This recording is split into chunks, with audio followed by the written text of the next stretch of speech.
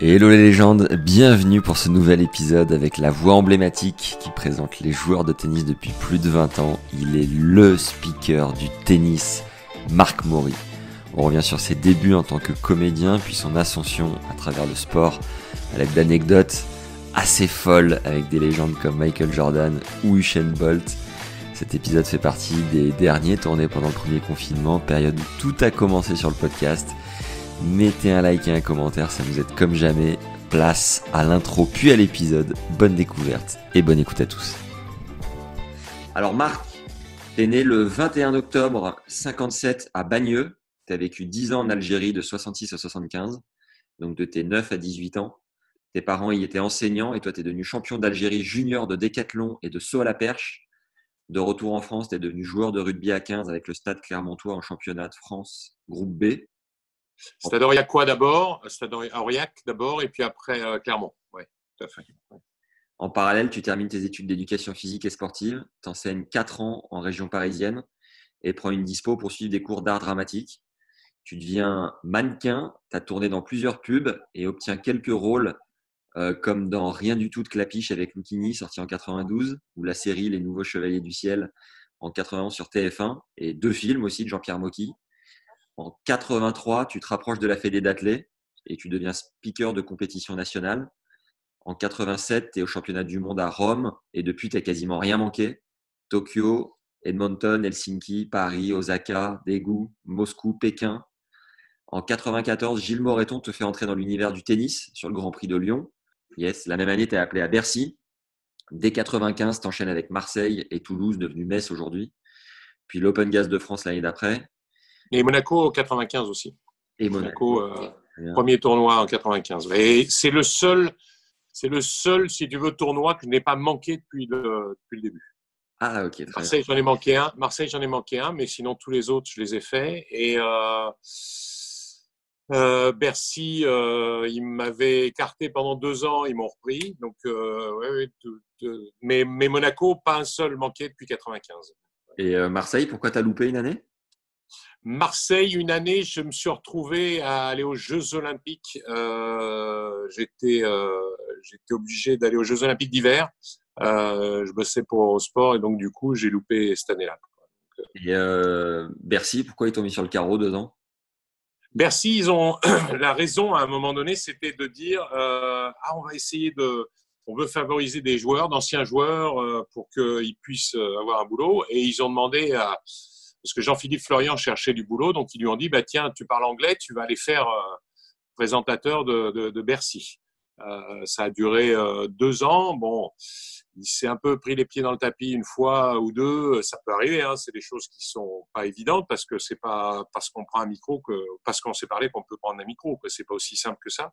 Ouais. Et et puis ça, dès que tu fais une erreur, surtout à Bercy, ça fait du bruit tout de suite et ça peut être dangereux, quoi. Donc un soir tard, il a présenté Marc Rosset en disant le Suisse 1m01, alors que c'est 2m01, mais ça peut arriver de fourcher. Mais et Marc a envoyé sa raquette dans les tribunes, c'est pas top. Donc voilà. Donc, c'est pas. Il l'a entendu, le grand Suisse, il était un peu à cran parfois. Donc, Il était pas vexé. facile. En 2004, tu deviens la voix de Roland Garros. Tes présentations de joueurs sont légendaires, ton ton de voix charismatique. Tu es même devenu le gris-gris de Rafa qui te check en rentrant sur le cours Philippe Chatrier.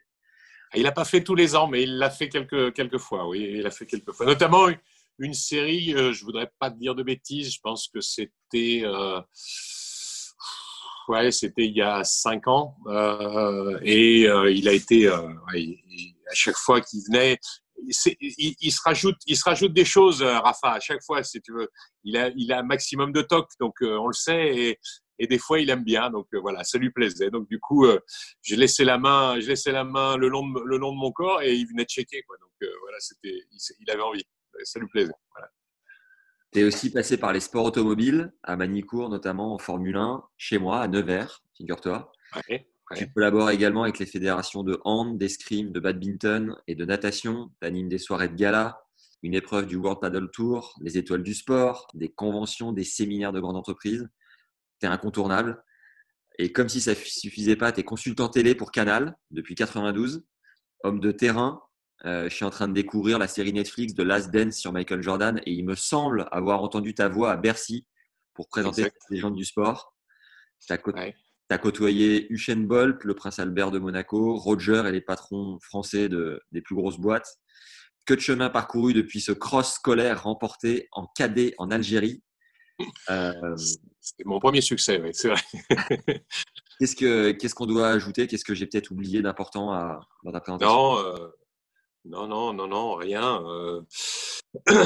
Rien. Après, tout est à venir, quoi. Je veux pas non plus. Voilà, ça fait partie de l'expérience et donc on se nourrit de ça. Je suis un privilégié hein, parce que je vis dans le de ma passion. Je suis resté au contact du sport et des sportifs. J'en ai fait moi pendant une dizaine d'années en tant que sportif, que ce soit du décathlon, on faisait du décathlon l'été et je faisais du rugby l'hiver. On pouvait faire ça à cette époque-là, c'était un peu éclectique.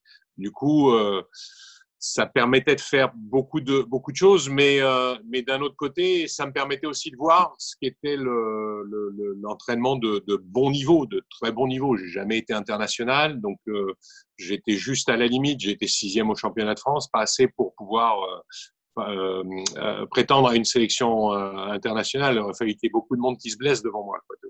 Donc, du coup, je sais ce que c'est que l'entraînement.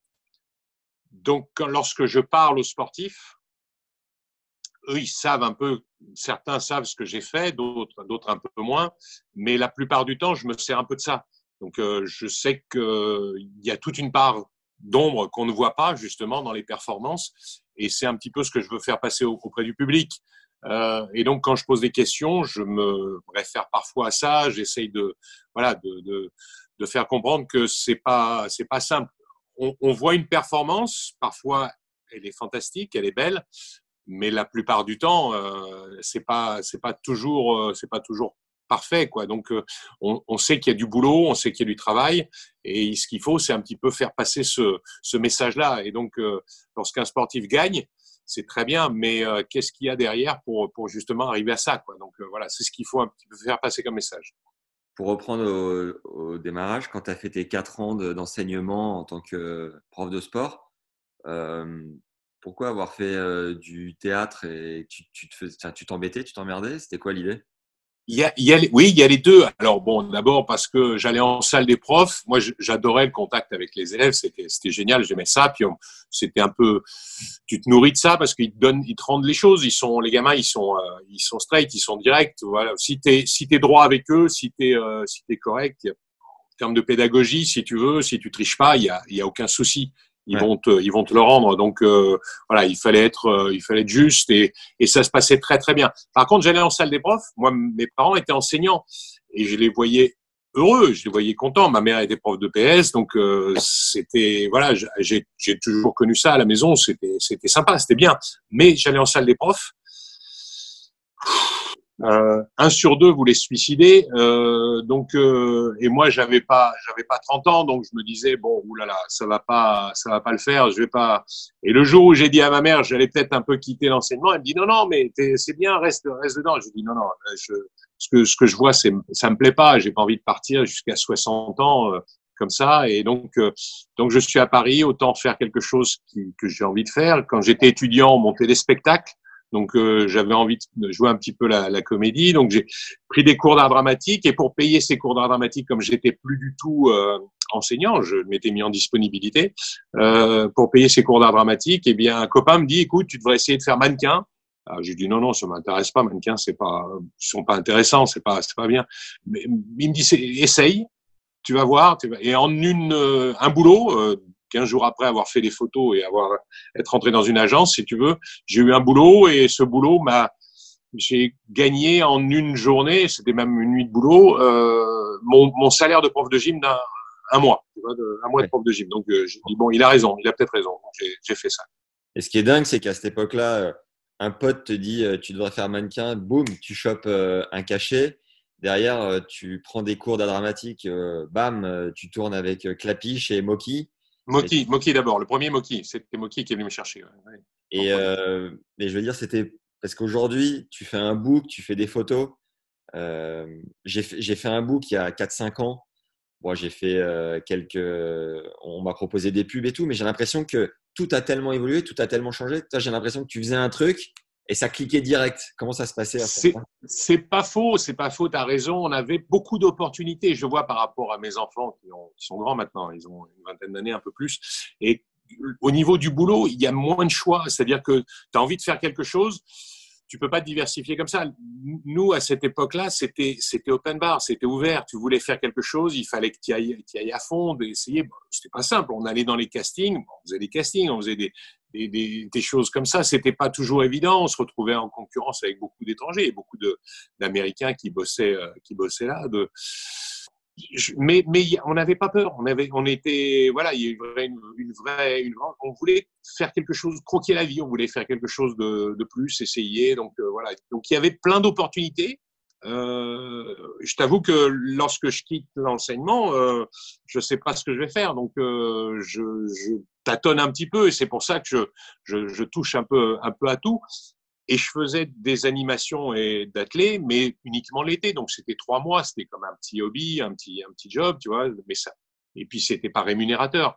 Ça a commencé à l'être. Et quand il a fallu faire des choix, même entre le cinéma et puis les animations sport et la télévision, c'était au milieu des années 90. Et pour le coup, le cinéma, ça doit plutôt bien payer. Pourquoi? Enfin, qu'est-ce que tu as ressenti déjà sur les rôles que tu as pu avoir et pourquoi pas avoir creusé là-dedans? Alors, ça m'intéressait. Les gars avec qui et les filles avec qui je prenais des cours d'art dramatique, si tu veux, étaient un peu comme moi. On vivotait. Moi, je faisais. À un moment donné, j'ai réussi à faire un ou deux films par an, ce qui était pas mal, avec des seconds rôles. Donc, tu tournais 4 semaines, 5 semaines. C'était pas inintéressant. Mais c'est pas le fait que ça soit pas rémunérateur.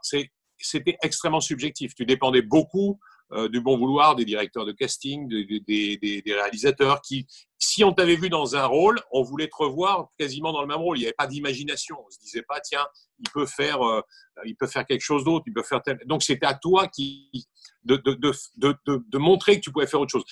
Il a fallu faire un choix effectivement de vie à ce moment-là. Donc au milieu des années 90, c'est de se dire voilà, qu'est-ce qu'on fait, est-ce qu'on continue ou pas. Ouais. Et donc, elle me dit, ben, si dans 2-3 ans, t'as pas, voilà, on s'est donné une date un peu limite, t'as pas réussi à prendre des premiers rôles ou des trucs comme ça, voilà, il va falloir trouver autre chose. Effectivement, il y a quelque chose que je maîtrisais mieux et plus, c'était les animations. Et parallèlement donc à mon dernier film, parce que je tourne le dernier film avec Philippe de Broca en 93. Et à partir de là, j'étais rentré un peu à Eurosport et Charles Bietri m'appelle pour rentrer à Canal avec Gilles Moreton l'année où je fais le premier Grand Prix de tennis de Lyon en 94. Si tu veux, cette année-là, ça déclenche plein de choses. Bercy derrière avec la Fédé, Marseille, effectivement, tous les autres tournois, Toulouse, tu as raison, Monaco, l'Open GDF Suez l'année d'après et puis à partir de là Canal aussi et les Jeux Olympiques d'Atlanta en 96 avec toute l'équipe, voilà, et puis la suite quoi. Ouais, donc après ça a enclenché. J'ai plus rien refait. J'ai gardé un agent. Si j'ai refait un truc au Stade de France pour Bénur pour Robert Hossein. C'est tout. J'ai joué dans Bénur. Et c'était quoi le type de rôle qu'on confiait à Marc Maury? À l'époque, il y avait tout ce que j'ai pris comme rôle.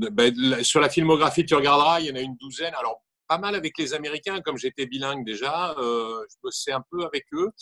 J'ai été l'amant d'Uma Thurman dans le film de Philippe Kaufman, Henry and June. J'ai tourné avec l'ex-femme de Stallone, Birgit Nielsen, une scène assez haute où j'étais un méchant avec elle. Voilà, donc des trucs un peu comme ça qui étaient assez sympas.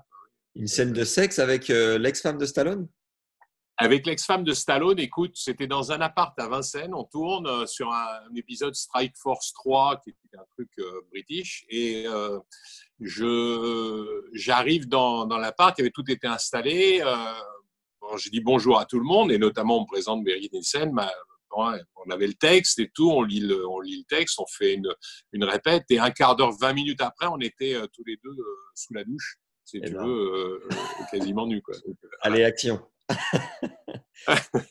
Et tu as fait une interview déjà avec Tennis Légende avec nous, mais on l'a retranscrit écrite.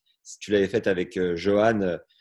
qui tu avais expliqué que la première fois que tu avais pris un micro, tu étais sur la compète, mais tu étais dans les gradins pendant 3 jours et on était venu te chercher pour te dire attends, tu vas te rendre utile, tu vas prendre le micro et tu as commencé comme ça. C'était un championnat de France à Lons-le-Saunier, 83 ou 84 et 83. Et donc, je me blesse sur le 100 mètres. Sur le décathlon, il y a 10 épreuves et je me blesse sur la première épreuve. Donc, oui, effectivement, je me suis retrouvé au bout de quelques heures, même pas, dans les tribunes à attendre, tu vois, donc avec la blessure et impossible de faire quoi que ce soit. Donc, l'entraîneur national que je connaissais bien, qui me connaissait aussi très bien, parce que je faisais des stages quand même avec eux, et qui me dit, écoute, je sais que tu aimes parler, donc tu vas prendre le micro et tu vas expliquer à ceux qui sont là. Il y avait 200, 300 personnes, c'était la famille des décathloniens et des heptathloniennes, si tu veux. Donc, tu vas expliquer ce qu'est le décathlon. Et pendant 2 jours, je l'ai fait. Il m'a même mis un journaliste qui était le frère de Christian Montaignac, Richard Montaignac, qui travaillait à l'équipe à l'époque, et il m'a mis dans les pattes et il me dit, écoute, voilà, parle pour eux, parle pour tous ces gens-là et on va voir ce que ça donne. Et à l'issue du week-end, ça leur a plu et donc j'ai intégré après l'équipe de la fédération et j'ai fait des championnats de France, puis le meeting de Paris, le premier record du monde de Bubka à Paris. Enfin bon, oui, il y a eu pas mal de choses sympas. Mais lors de Carl cette Lewis, Edwin Moses, quoi. lors de cette première prise de micro, quand on fait une prise de parole en public, déjà contre 15 personnes, ça peut être impressionnant. Toi, tu avais ressenti quoi devant 300 personnes dès le départ? Ah, du plaisir. Du plaisir. Tout de suite, je me suis trouvé vraiment dans mon élément. J'ai pas eu l'impression d'avoir peur de quoi que ce soit. Donc, tu parles, puis tu essayes de pas dire de bêtises. Alors, il y a le fait de connaître la discipline qui te permet d'avoir des arguments. Donc, je pense que pour bien présenter, il faut pas mal parler. Moi, je me souviens que les premières fois où je parlais en télévision, mon père, qui était prof de français, je peux dire qu'il m'appelait. Si j'avais fait une faute de syntaxe ou un truc comme ça, j'en prenais plein les dents. Donc voilà. Donc tu fais très attention à ça. Ouais. Après tu parles de ta passion, donc c'est plus facile, c'est plus simple. Mais il y a un rôle pédagogique. Et donc le fait d'avoir été prof m'a beaucoup aidé à ce moment-là. J'étais étudiant, je sortais, oui, je venais juste d'être prof. Et donc, ça m'a beaucoup aidé dans cette façon de parler, d'amener ça pour le public. Et je m'en suis beaucoup servi. Oui, il y a un côté pédagogique, forcément, à être parfois au micro. Ok. Et sur les premiers événements, est-ce qu'il y a un moment où tu as eu le stress un peu, le trac, ou tu as toujours été hyper serein?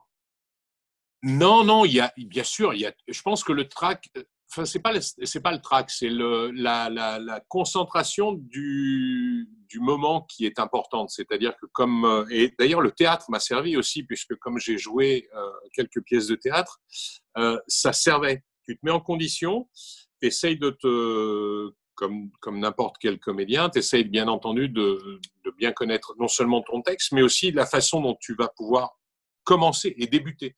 Et donc, tout ça, tu le prépares. Tu le prépares en amont. Donc, il y a une concentration.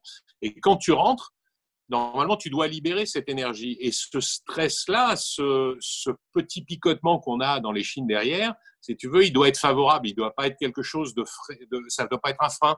Ça doit être quelque chose qui doit être, au contraire, extrêmement motivant. Alors, plus tu avais de monde dans le stade, et plus forcément, il y a un petit, un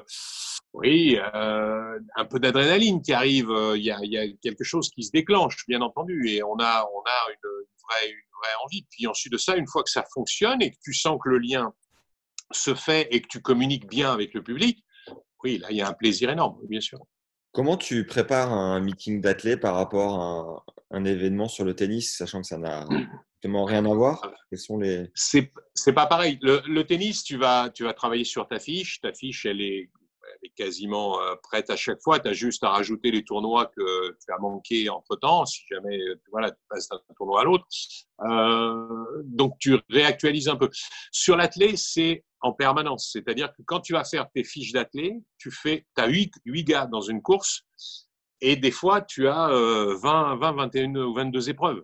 Donc, t'imagines le travail qu'il y a à faire en amont parce que supposons que tu aies une surprise, ben, le gars sur lequel tu n'as pas travaillé ou la fille sur laquelle tu n'as pas travaillé qui gagne, si tu es sec, c'est pas bon. Donc, il faut, voilà, il y avait le temps de préparation sur l'athlé, sur chaque meeting, il était entre guillemets, entre 4 et 6 heures. Ah Si ouais, tu veux, ouais. de préparation, ouais, si tu veux, donc il y a eu un énorme travail. J'ai plein de bouquins, il me reste plein de choses là, derrière moi. J'ai plein, tu vois, de la bibliothèque, mais il y a j'ai plein de carnets sur lesquels je notais beaucoup de choses et je faisais des stats quand j'étais môme, ce qui m'a toujours plu. Et c'est comme ça que j'ai vu que j'adorais le sport. Et ça, c'était de compiler des statistiques de performance, si tu veux, des athlètes dès l'âge de 9 ans, 10 ans. Donc, quand je pouvais récupérer l'équipe, hop, je faisais ça. Et ton travail de préparation sur un tournoi de tennis, à l'époque, sur l'athlète, tu disais qu'il était entre 4 et 6 heures. Et sur un Oui, tournoi tout à de tennis, fait. il est de Ben, combien? sur un tournoi de tennis, si tu veux, à partir du moment où j'arrive sur le tournoi, moi j'ai le bureau, donc je me mets avec mes fiches sur le bureau, je réécris toujours mes fiches, j'aime bien, même si j'ai essayé d'en faire un petit peu une partie sur les tablettes, sur un système informatique, c'est pas du tout la même chose. Donc le fait de réécrire, c'est quand même pas mal. Je refais des fiches pour les grands joueurs, je dois avoir 5 ou 6 cartes de Nadal ou de Federer ou de Djoko, si tu veux. Et donc, je le refais régulièrement, je le réécris. Et oui, ça me prend quasiment la journée de refaire ça. Quand j'arrive sur les tournois de début de saison, par exemple sur l'Open Sud de France ou sur Marseille en ce moment, il y a souvent de jeunes joueurs qui viennent de rentrer. Donc, on fait des nouvelles fiches. Oui, on arrive à faire des nouvelles fiches. On est 600 et quelques, mais c'est pas le même travail, c'est pas la même chose que sur l'athlé, quoi. Tu travailles pas de la même façon. Tu peux nous raconter le tout premier tournoi auquel tu as participé, le Grand Prix de Lyon? Grand Prix tennis de Lyon? Ouais. Ah oui, Grand Prix tennis de Lyon. Oui, Gilles, on avait travaillé en amont avec Gilles sur de l'athlé parce qu'il aimait bien aussi l'athlétisme. On avait fait à Grenoble en 93 le meeting d'athlétisme en salle de Grenoble ensemble. Il y avait d'ailleurs un record du monde d'un triple sauteur soviétique. Et Gilles m'a dit, écoute, l'année prochaine, l'ATP autorise, comme les joueurs c'était un peu trop aseptisé, les joueurs n'avaient en face d'eux que les journalistes et non plus le public. Donc il y avait une grosse distance qui était en train de se créer entre eux entre le public et les joueurs. Et donc, il me dit, on a changé les règles. On a le droit maintenant à mettre de la musique. Avant, c'était interdit. Ouais. On a le droit présenter les joueurs, ça se faisait, mais c'était un peu limité. Et on a le droit d'aller faire des interviews sur le terrain. Donc, on échangeait par fax pendant quelques mois parce qu'il n'y avait pas Internet. Donc, on s'échangeait des fax. On a fait un format. Et ce format qu'on a créé dans ces années 93, c'est le format qui existe à l'heure actuelle et que tous les tournois utilisent. C'est-à-dire la même chose. Je lui avais dit, qu'est-ce qu'on peut faire en amont et après? Il me dit, avant le premier point et après la balle de match, on a le droit de faire ce qu'on veut maintenant. Par contre, pendant le jeu, on ne peut rien faire. Donc, il y a eu après quelques mises en place différentes. On a mis un peu de musique pendant les changements de côté, mais c'est tout, si tu veux. Et donc, on n'a pas touché à ce qui a été le format de présentation de ces années-là, de 93. Donc, on n'a pas changé ça. Et il me dit, on va choisir une musique. Très bien, donc on a envoyé plein de trucs, et Gilles, on est du même âge, donc on s'envoyait des musiques qu'on aimait bien, donc beaucoup de rock, bien sûr, et on est tombé d'accord sur Whatever You Want de Statu Quo, qui est un morceau qui est vachement bien pour ça, parce que c'est crescendo avec la batterie, la guitare, la basse, la guitare et la batterie. Donc voilà, donc on a comme des escaliers pour justement présenter le meilleur joueur en deuxième. Et on était parti de ce principe-là, plus la présentation pendant l'échauffement et ensuite de ça, les interviews. Et oui, il y avait quelque chose au départ qui était un peu... il y avait un petit poil de stress, bien entendu. Je me souviens les premières annonces. Lui et moi, on était un peu tendus. Moi, ça me faisait plaisir de le faire, mais les conservateurs de l'époque du tennis disaient mais c'est n'importe quoi, vous allez dénaturer complètement le jeu, vous allez tout changer, c'est pas bien. Donc oui, on se faisait attaquer. Oui, il y avait des contradicteurs, il y avait des gens qui étaient vraiment pas d'accord avec ça. Maintenant, on peut plus s'en passer. Tu le vois que partout, voilà, ça change vraiment la vie, quoi. Tu te souviens de tes plus beaux pieds dans le tapis dont tu nous parlais tout à l'heure de ton collègue, les tiens, c'est lesquels? Ouais. Moi, j'en ai fait quelques-uns. Sur l'expérience aussi, ça aide pour vraiment essayer d'éviter de faire des erreurs. Mais on en fait tous et j'en ai fait. Je me suis trompé de nom une fois ou deux. Il y en a une qui était assez mémorable, mais ça remonte à longtemps. C'était 2007, je crois, à Marseille. Alors celle-là, elle est sympa parce que j'annonce Djoko. Je sais pas pourquoi, il y avait eu un Croate avant et j'annonce Djoko Croatie. Oula. Donc, alors le Serbe, bien sûr, il aime pas, donc il y avait un peu les oreilles. Et il était jeune. On l'avait eu l'année d'avant à Metz. Il avait gagné, donc 2006. Et puis il vient me voir, mais Marc, j'aime bien ce que tu fais, mais là, c'est vraiment pas bien. Son oncle, que je connaissais pas à l'époque, si tu veux, était venu en me disant qu'il y avait un incident diplomatique qui venait d'avoir été fait. Donc, derrière, bien entendu, à la fin du match, comme il gagne, je vais le voir quand je fais l'interview et j'arrive avec une bouteille de champagne sur le cours. Donc, pour m'excuser. Ah ouais, j'ai offert une bouteille de champagne sur le cours. Voilà. Donc, et il s'est marré et derrière, il fait oui, non, c'est pas normal que tu fasses ça. C'est impossible que tu fasses ça. Je pensais pas que tu puisses faire ça. Voilà. Donc, c'était assez gentil. On avait déjà une bonne relation. Donc, voilà. Des petites choses comme ça où faut faire attention parce qu'on est en direct. Donc, forcément, ça peut prendre des proportions. Heureusement, ce jour-là, pas y avoir beaucoup de monde dans la salle, c'était un premier tour, donc voilà, c'était passé un peu à l'as. Mais oui, il y en a quelques-unes. Après, on en fait tous en athlée. Quand j'en faisais, on bosse en équipe, donc j'avais un collègue qui rattrapait ça des fois, ou moi je rattrapais pour le collègue. Voilà, il faut toujours s'aider et il faut le faire avec humour parce que tu as toujours quelqu'un. Ce qu'il faut éviter, c'est que ça donne une réaction négative dans le public. Voilà. Quand tu fais une erreur, il faut que cette erreur-là, tu puisses la rattraper souple, en étant cohérent et pas en faisant des tonnes. Voilà, mais s'il faut, ce sont des choses qui arrivent. Ça fait partie du métier. Ce qui est dingue, c'est que tu as vu passer pas mal de générations déjà, parce que tu es arrivé en 95 dans le tennis. 94. Écoute, j'ai connu Sampras. J'ai fait les derniers matchs d'Edberg. Il y avait qui c'est qu'on avait encore Boris Becker. Moi je me souviens à Bercy, après Lyon, on fait Bercy et les premières interviews que je fais, c'est avec des joueurs comme Becker, Ivanisevic, et je vais les voir avant pour leur dire attention, il y aura des interviews, je vais vous parler après le match en cas de victoire. Becker qui me toisait et qui me regardait à peine et qui disait ouais, on verra, d'accord, ok. Et puis je faisais l'interview avec lui, il comprenait le français, donc on le faisait en anglais. Et puis je traduisais, il me regardait bien dans les yeux, il fallait pas le lâcher des yeux bien sûr, et il écoutait tout ce qu'on disait. Et au bout de 2-3 interviews, 2-3 tournois, ouais, et il vient me voir, il me fait ça va. C'est bien. Donc en gros, je t'accepte, tu vois. Donc voilà, parce que c'était pas évident. Ivanisevic, je le fais la première fois, j'arrive avec 2 micros et il cherchait les caméras derrière. Il avait un regard de fou, comme souvent. Voilà, il avait toujours très très peur. Ils étaient inquiets de leur réaction, les joueurs. Certains joueurs étaient inquiets de ce qu'ils pouvaient faire. Marc Rosset, la première interview que je fais avec Marc Rosset, il avait fait abandon à Stockholm le tournoi juste avant parce qu'il avait été malade ou je sais pas, et donc il gagne son premier match à Bercy et je lui pose la première question, je lui dis on est content de cette victoire, ça va mieux, tu as récupéré de ton abandon de Stockholm. Et là, tout de suite, il m'envoie dans la figure, il me fait mais ma santé, on s'en fout complètement. c'est pas une bonne question. Donc, il se fait siffler, et on se fait siffler par la force des choses, si tu veux, parce que le public à Bercy réagit très vite.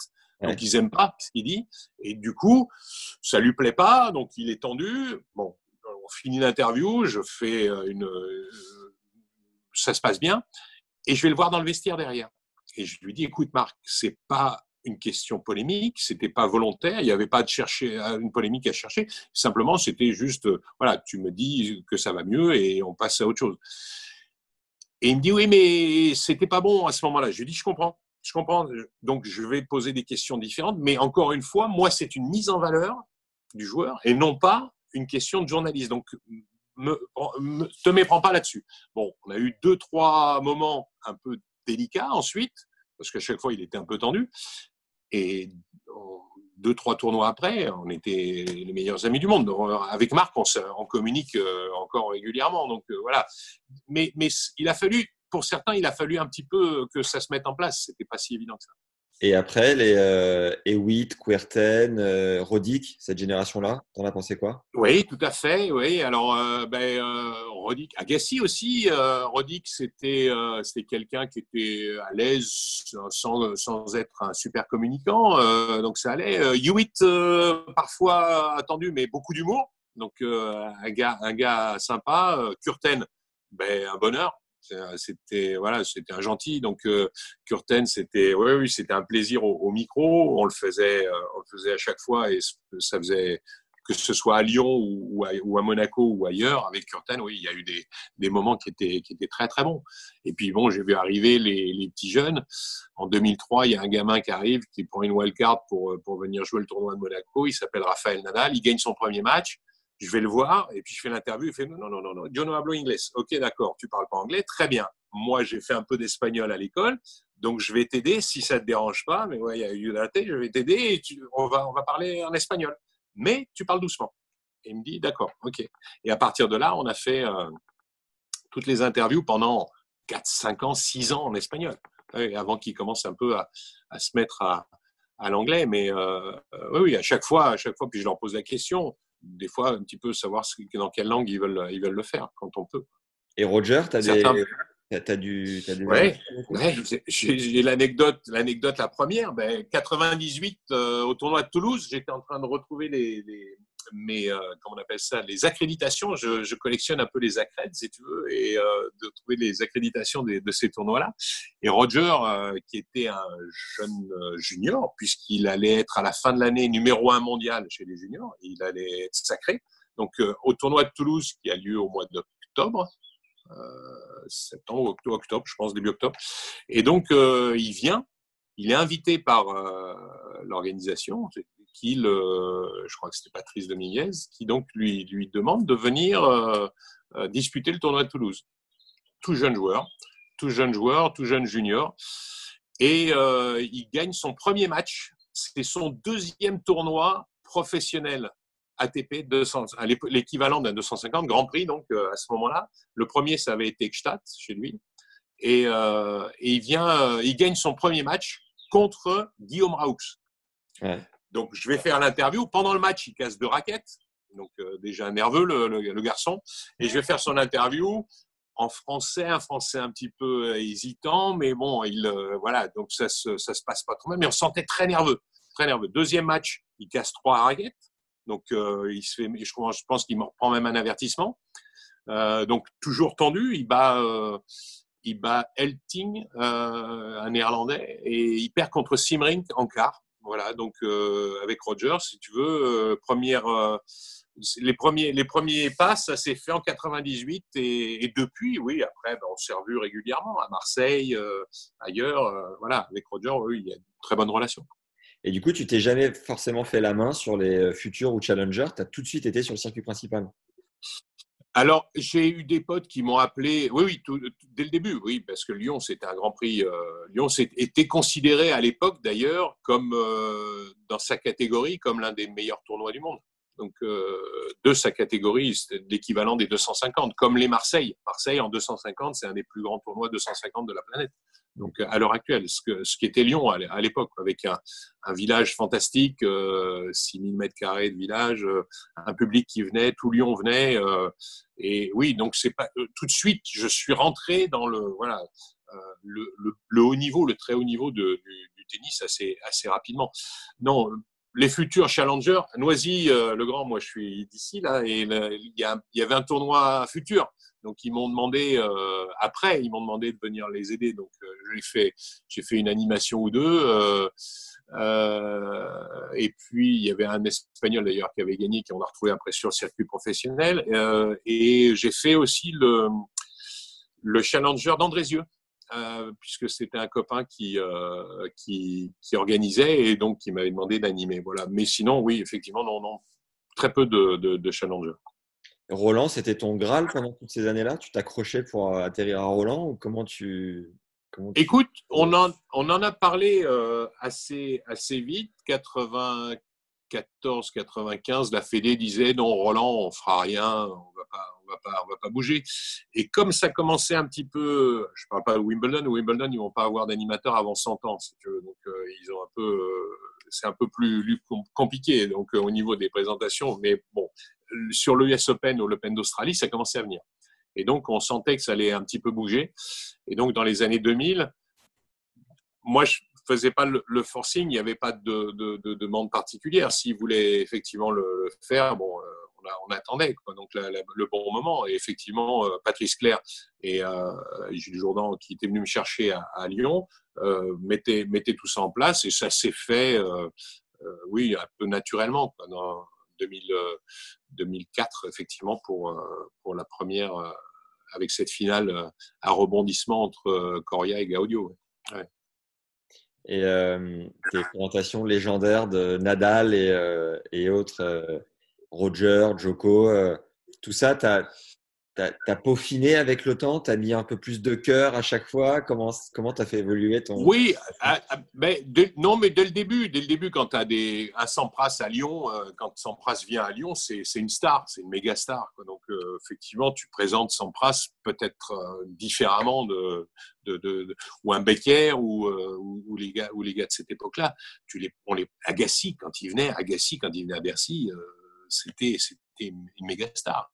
Donc, on les présentait d'une façon assez effectivement particulière déjà, et tu savais que ça allait faire du bruit, puisque le stade était plein. Pour des joueurs comme ça, le stade était régulièrement plein. C'était le cas après pour d'autres, pour la suite, que ce soit Bercy, que ce soit Monaco, que ce soit Marseille ou Lyon. Oui, il y a toujours eu… alors, j'ai eu la chance de voir ces générations-là, de faire même les 10 ans de l'anniversaire des 10 ans de Canal en 95 à Lyon, sur un court tout noir où on a une exhibition avec McEnroe, Villas, Yannick Noah et Björn Borg. Et donc c'est un moment particulier, parce que du coup on a les champions d'avant, voilà. Donc oui, il y a eu des choses. J'ai même fait des exhibs avec une fois avec Edberg, bien sûr. On a retrouvé le seul que j'ai pas eu, c'est Connors, mais Lendl, Wilander, enfin bon, voilà, tous ces joueurs. J'ai même travaillé sur des senior tours avec Arnaud Butch à Genève, où voilà, il y a eu quelques tournois, ou à Monaco, il y en a eu un aussi. Voilà, avec McEnroe, la relation elle est super bonne. On s'apprécie. Puis John, il sait que c'est pas facile ce genre de job. Et donc, quand on allait voir, moi, la première fois que j'ai fait McEnroe, c'était à Lyon, sur les 10 ans de Canal, et on m'a demandé d'être le traducteur, le traducteur pour McEnroe. J'étais un peu inquiet, parce que je me disais que si je me trompais, ça pouvait mal se finir. Et ça se termine très très bien. Et voilà. Donc la relation, elle est bonne, et elle est de confiance. Et effectivement, tu as raison, quand tu as une génération comme ça, que tu as vécu ça avant, d'avoir été contemporain de Nadal, de Federer et de Djokovic, oui, c'est énorme. C'est énorme ce qu'ils ont fait. C'est énorme. Parce que tu te rends compte que déjà, c'est pas simple d'être en haut, mais d'y rester. c'est encore beaucoup plus difficile. Et ils ont réussi à y rester en se partageant tous les trois pas mal de choses. Ils n'ont pas laissé grand-chose aux autres. Hein. Donc, quand on regarde, et là, il y a une vraie génération un peu forte. Ouais. Tu disais, dans le milieu des années 90, quand on a commencé à t'appeler, tu parlais déjà couramment anglais. Comment tu avais appris à cette époque-là?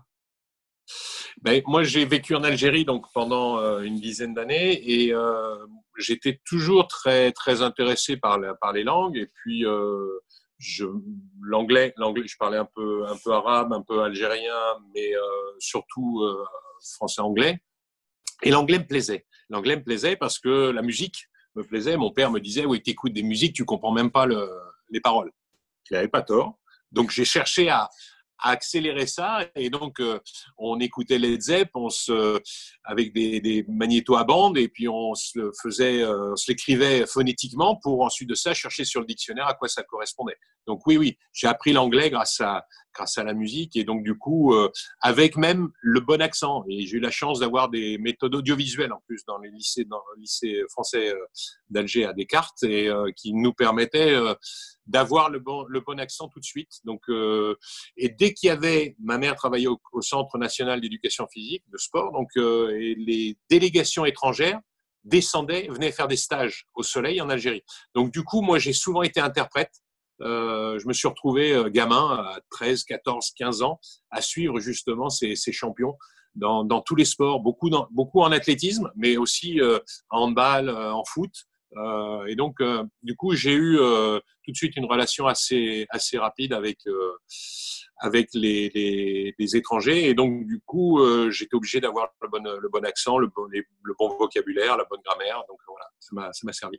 Il y a des moments de grâce dans une carrière et quand tu as dû côtoyer Michael Jordan et Usain Bolt, ça devait être incroyable. Est-ce que tu te disais à ce moment-là, est-ce que tu mesurais vraiment ou est-ce que tu faisais le job est-ce que tu avais une émotion particulière à ce moment-là? Oui, mais ce qu'il faut, je pense que c'est établir une connexion, une bonne relation pour pouvoir avoir la meilleure interview, c'est quand la connexion se fait bien. Avec Michael Jordan, on avait, quand il est venu à Paris, 2006, la première fois, pour une OP, et c'était Nike qui l'avait invité, et donc il m'avait sollicité pour être le anchorman de la conférence, et donc j'ai fait une demi-heure, 45 minutes avec lui. C'est moi qui lui posais des questions. Et ça s'est très bien passé. Et donc, on avait programmé ça et surtout, on l'avait travaillé en amont.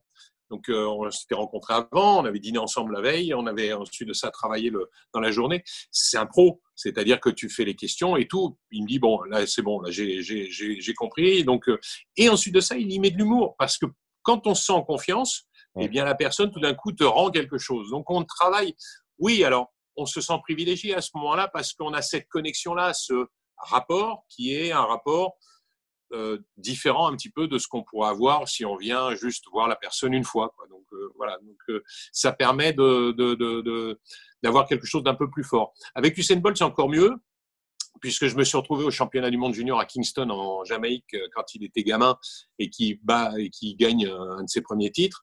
Et donc, je vais le voir, on discute, on fait une petite interview, voilà. Et puis, à partir de là, on s'est revus et régulièrement, lui, il a progressé. Et puis, moi, je continuais d'être pas loin et donc de le suivre et de le voir. Donc, voilà. J'ai fait aussi, notamment à Lausanne, avec 3 ou 4 conférences avec lui où j'étais une heure et demie sur scène avec lui et je lui posais des questions devant 200 ou 300 personnes. Voilà, donc ce qui permettait de continuer d'améliorer cette relation-là. Incroyable. Voilà, donc de travailler là-dessus. Je te laisse, j'ai un dîner avec Michael, il m'attend, là, je vais être à la bourre. Non, j'aime pas trop ça parce que ça fait un petit peu, je me la pète et tout, mais tu as des relations avec des gens et donc ça se passe bien. Ensuite de ça, je pense que le sport est une famille aussi. Donc je pense qu'on a toujours ce retour, cette reconnaissance. L'important, c'est pas d'être connu. Ce que je dis toujours, c'est d'être reconnu. Et donc dans mon métier, voilà, il y a cette reconnaissance. Elle est double et elle est intéressante. C'est d'un point de vue des sportifs. Moi, encore une fois, je leur ai toujours dit, j'étais un lien entre eux et le public, et j'étais là pour les mettre en valeur, les mettre en évidence. C'est mon métier, c'est mon rôle, et donc ce que j'essaye de faire. Et le deuxième, c'est le public qui, lui, si tu veux, le ressent ou pas. S'il le ressentent, ils te le rendent, et donc voilà. Et cette reconnaissance du public, parce que les gens connaissent la voix, des fois, ne connaissent pas le nom, ou ne connaissent pas spécialement d'un point de vue visage, ils ont entendu la voix. Voilà, donc la voix fait effectivement pas mal partie c'est mon outil de travail, mais ça fait partie aussi de moi. Et quand tu t'interviens pour un séminaire ou un congrès d'entreprise, est-ce que tu fais une présentation à la RAFA? On me l'a demandé, on me le demande de temps en temps. Il y a même un gars qui est venu un jour et il me dit j'ai un super copain qui va se marier et puis je voudrais lui faire un cadeau et tout. Est-ce que tu peux pas annoncer son mariage? Donc j'ai enregistré son mariage. Le gars il m'a appelé, il était en larmes et tout. Mais c'était gentil. Bon voilà, donc le mec qui était fan de tennis, donc il venait un petit peu voilà le faire. Mais forcément, quand on vit des émotions aussi fortes dans le sport, ça doit être très différent, un milieu institutionnel comme ça. Alors, le milieu institutionnel, comme tu dis, effectivement, n'ont pas toujours ce ressenti, cette émotion. Voilà. Et le sport amène de l'émotion. Donc, le fait de venir dans un séminaire, d'amener des sportifs qui vont raconter leur carrière, la façon dont ils ont mené un petit peu tout ça, ce qui parle beaucoup aux managers, c'est ce qui intéresse justement les managers. Les managers en face aiment bien la façon dont le sportif construit ses victoires, rebondit après un échec, voilà, comment il gère tout ça. Donc, le parallèle, on le fait assez vite, assez facilement. Certains sportifs sont à l'aise, ils vont pouvoir exprimer des émotions. D'autres ont besoin justement qu'on aille les chercher un peu là-dessus. Donc, c'est un peu le rôle de celui qui va mener l'interview, du maître de cérémonie là-dessus, qui va justement leur permettre de poser les bonnes questions pour amener les bonnes émotions.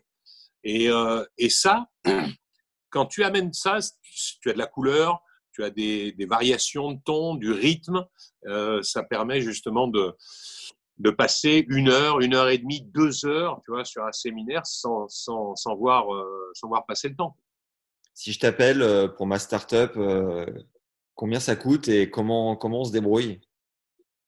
On peut toujours se débrouiller là-dessus. Après, on fait des propositions. Chaque chose, voilà. Après, moi, j'ai des tarifs qui sont plus ou moins établis. Au jour d'aujourd'hui, je te dis que les tarifs ils vont baisser très très vite vu ce qui se passe parce qu'il y a plus de boulot. Mais oui, il y a une période effectivement. Alors certains disent oui, Marc Maury, il va être cher et tout si on a besoin d'un animateur. Je pense pas. J'étais en concurrence pas mal de fois avec des gens de télévision parce que les gens sont vus à la télévision et qui font le même boulot que toi, ils vont toucher 2 fois, 3 fois plus que toi. Voilà. Donc après, est-ce que ça justifie? J'en sais rien. Bon, toujours est-il que c'est comme ça. Voilà. Donc chaque chose il faut toujours le relativiser et toujours l'équilibrer. On t'a jamais trop appelé pour des plateaux télé justement? Alors, j'avais proposé, moi, j'avais proposé, enfin, je vais pas refaire toute l'histoire, mais Couture, qui bossait à TF1 à l'époque et qui choisissait les programmes, m'avait demandé de venir animer la roue de la fortune, la famille en or. On avait vu sur un truc et j'avais dit non. Moi, ce que je veux, c'est un truc lié au sport. Donc, j'avais refusé et j'avais demandé à Canal d'en faire quelques-unes. Voilà, parce que j'aime bien ce rapport-là. Puis l'interview me plaît. Le système interview me plaît énormément. Mais pour ça, il faut avoir les bons arguments, bien travailler, enfin essayer de voilà. C'est comme tout, hein. À partir du moment où tu es préparé pour le faire, normalement, tu as quelque chose. Il y a un résultat qui est bon. Oui, on m'a proposé, mais on le fait pas trop. Il y a quelque chose, un de mes plus grands regrets, ce que je n'ai pas fait, mais j'avais pas les connexions et puis je demande peu, c'est la radio, faire de la radio et je pense que ça m'aurait plu. C'est quoi pour toi une bonne interview? Une bonne interview, c'est d'abord de mettre la personne en face assez en confiance pour qu'elle puisse se livrer.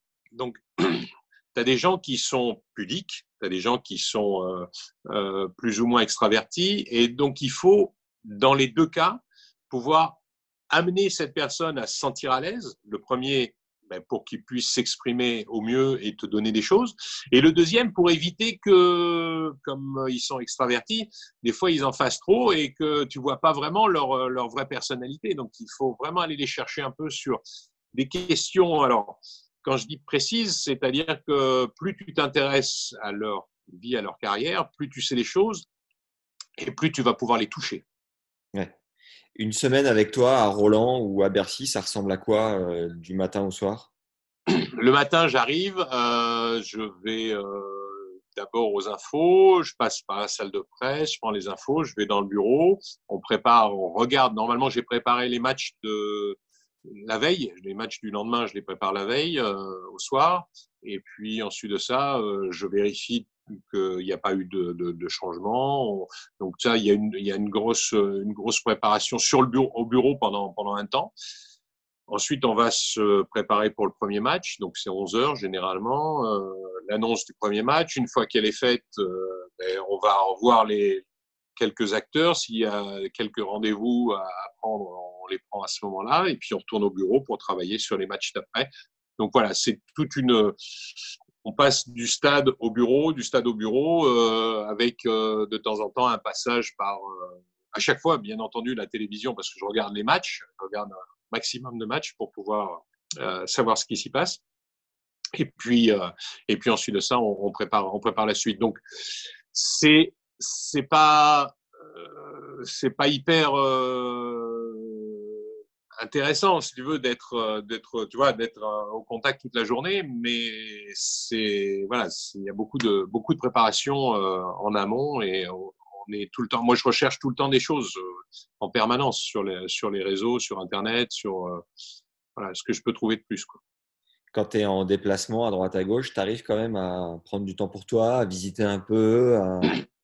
Alors, j'avais pour principe, je le fais encore, hein, peut-être pas toujours de la même façon assidûment, c'est lorsque je suis dans une ville que je connais moins, de prendre du temps pour le faire. Donc, l'idéal, c'est d'aller faire un footing. Tu vas faire un footing et tu visites, tu te perds un peu et tu reviens à ton point de départ comme tu peux.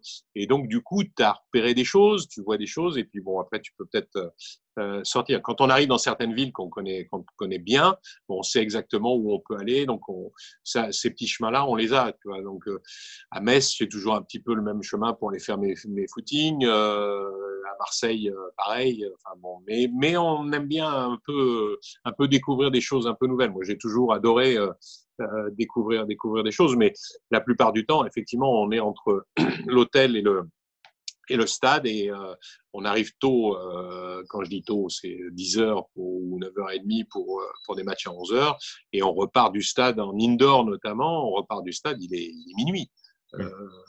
Donc on est un peu scotché au stade, quoi. Donc par contre, vers le week-end, on commence un petit peu plus tard, donc du coup ça permet d'aller faire ces petits footings là et d'aller faire justement ces petites visites là.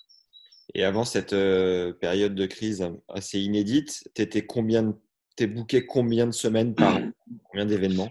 Les meilleures années m'est arrivé de travailler 200 jours. Donc, ce qui est beaucoup. Mais en moyenne, c'est entre 150 et 170 jours. Sachant que chaque année, de nouvelles personnes te rencontrent, te connaissent, donc le réseau se fait. T'as jamais vraiment prospecté? Non, j'ai jamais prospecté. Alors, je suis parti d'un principe, ne jamais être demandeur et plutôt être demandé. C'est risqué parce que tu peux ne pas être demandé du tout. Et donc, bon, ça a fonctionné, le bouche à oreille. Ma fille qui travaille un peu elle est web designer, donc elle m'a fait un petit site. Je vais essayer de m'y mettre un peu, mais j'ai pas encore bien progressé là-dessus.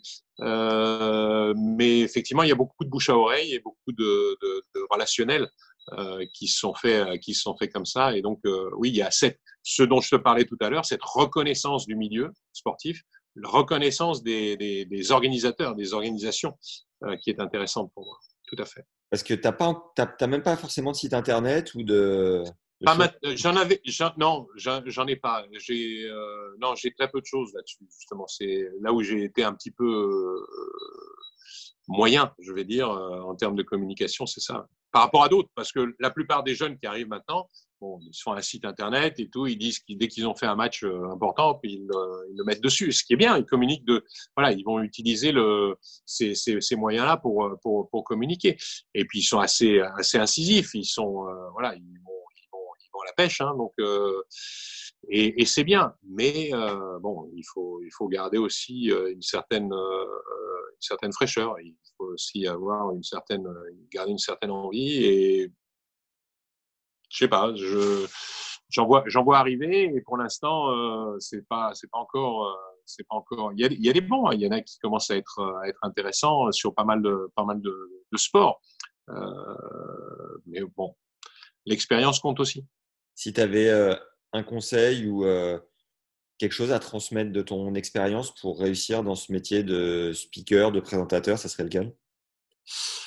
Faut toujours être humble, garder cette humilité, avoir un maximum de connaissances, mais pas toujours systématiquement se mettre en avant. Un animateur télé, par exemple, quand tu regardes un animateur télé, à la différence d'un maître de cérémonie ou d'un présentateur sur un stade, l'animateur télé va se mettre même presque plus en avant que parce que c'est la vedette du show, que son invité. Et donc, des fois, ça me déplaît un tout petit peu. À la différence, quelqu'un qui va présenter, justement, doit rester toujours à cette place-là, qui doit être le lien entre lui et le public. Entre le public et le sportif. Donc, il doit être vraiment le plus, pas effacé possible, mais le plus neutre possible pour pouvoir justement avoir que ce lien, faire que ce lien fonctionne très, très bien. Je reviens juste au nombre de jours où tu as pu bosser les années précédentes. Comme tu es tout le temps en déplacement dans des hôtels, tu dois être là et faire le job. Il n'y a pas des moments où tu frises un peu le burn-out ou comment tu calcules en fait tout ça?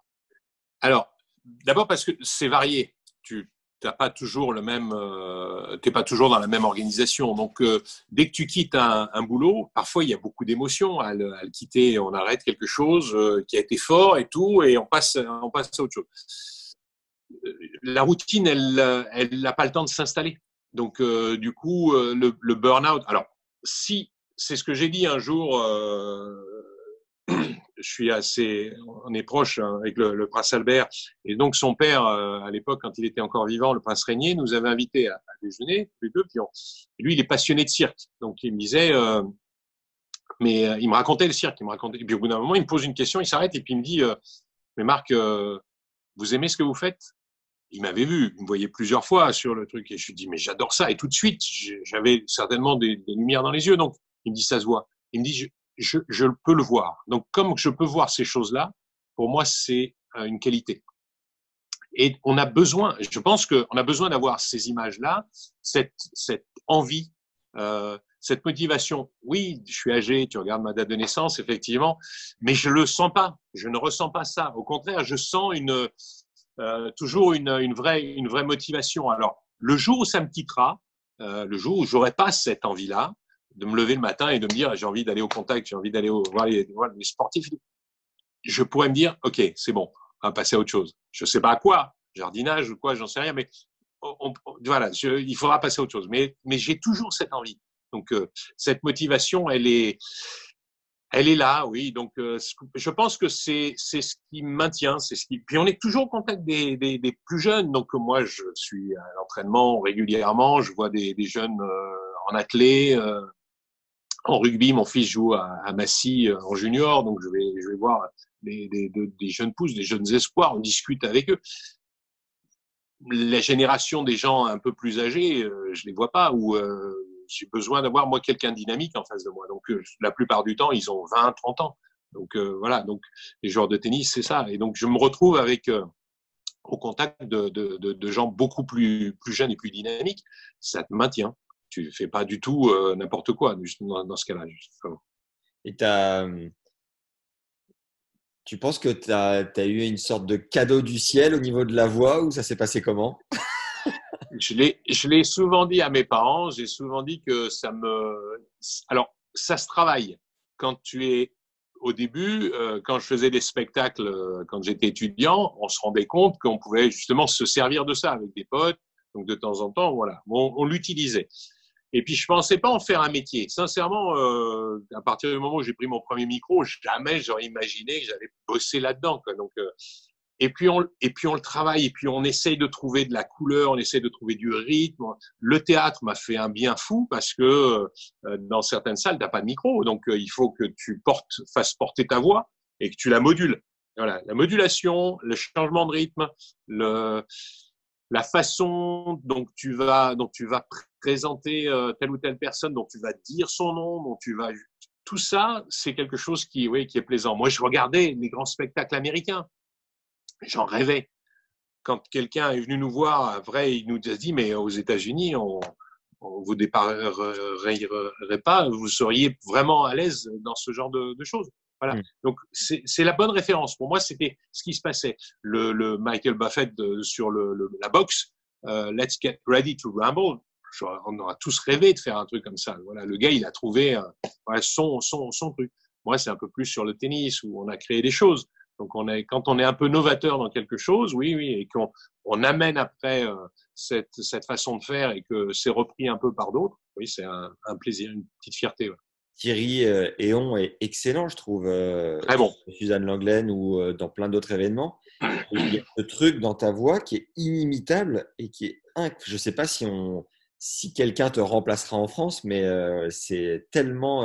C'est pour ça qu'on t'appelle d'ailleurs, parce que tu es inimitable en fait. C'est incroyable. Mais personne n'est irremplaçable. Après, inimitable, je pense qu'on peut toujours.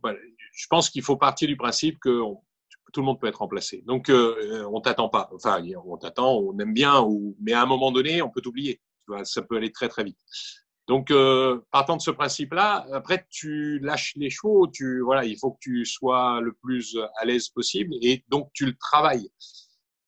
Tu as raison, Thierry. Mais chacun a sa personnalité. Et c'est important de garder cette personnalité-là. On va travailler sur ses qualités. Thierry en a énormément, il y en a d'autres qui en ont. Donc, il faut qu'ils acquièrent justement cette confiance en eux qui vont faire que ce caractère, ce trait de caractère, cette façon justement de parler et de dire les choses leur soit propre. Moi, j'ai trouvé la mienne, je le travaille, ça plaît. Et ce qui me fait le plus plaisir, c'est le retour des sportifs. Presque autant que la reconnaissance du milieu, mais c'est le retour des sportifs. C'est quand ils disent on entend ta voix, ça nous plaît. Le clan de Nadal, ils adorent, ils en sont fous. Mais même Rafa, qui est quelqu'un de pudique, c'est un instinctif, c'est un gentil. Quand il vient te voir et qu'il dit j'adore la façon dont tu me présentes. Donc voilà, donc ça c'est ou Djoko ou Roger. Enfin moi je suis assez je les remercierai jamais autant. C'est génial.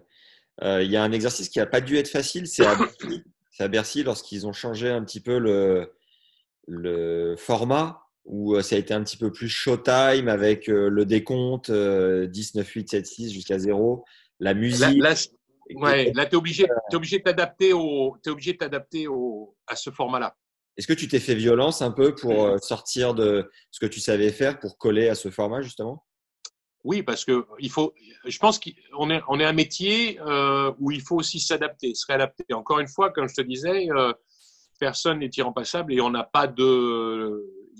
pas fonctionnaire. Donc, il faut trouver quelque chose pour qu'il y ait une innovation permanente, de façon à ce qu'on ne tombe pas dans une routine ou dans quelque chose qui soit déjà fait, déjà vu, même si on se répète toujours. Quelque chose qui est fait et on essaye de le faire progresser.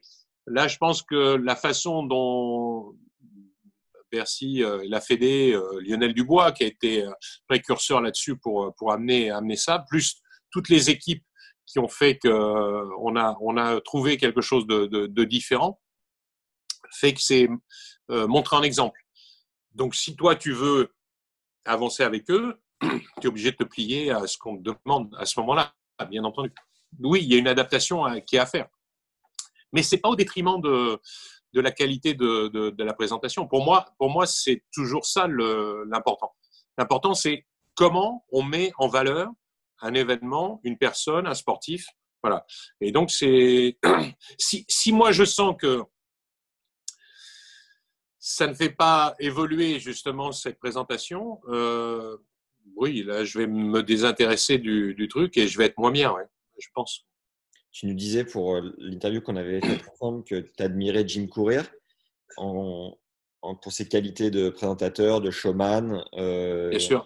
Comment ou en quoi tu t'en inspires et peut-être fait Alors, évoluer c'est tout autant. Jim Courier, moi, je l'ai eu en interview plein de fois. Donc, je l'ai fait plein de fois. Et je suis désolé, je vais, sais pas avoir la grosse tête que de dire ça, mais Jim Courier est venu me voir un jour, il m'a dit, mais Marc, ma façon de présenter, je m'inspire de ce que tu as fait, de ce que tu faisais. Donc, c'est gentil de sa part. Il me l'a dit, il y a McEnroe et lui. Donc, voilà, ils sont venus on a parlé un jour à Roland de ça. Et je suis très heureux, mais il a sa personnalité. Jim, pourquoi il est bon? Parce que, oui, il est un peu showman, mais il n'en fait pas trop. Et la façon dont il pose les questions, elles sont extrêmement bienveillantes.